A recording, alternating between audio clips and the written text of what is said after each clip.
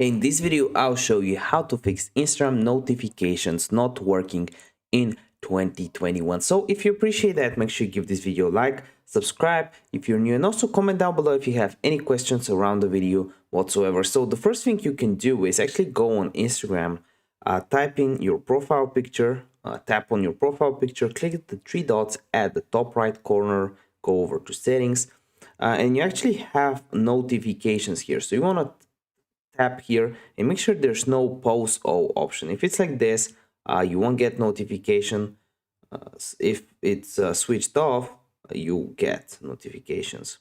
Like this, you're all good if it's gray. The second thing you can actually do is go on to your settings. And it's pretty much the same on Android and iPhone. You just search for the Instagram app and you want to make sure you click on it.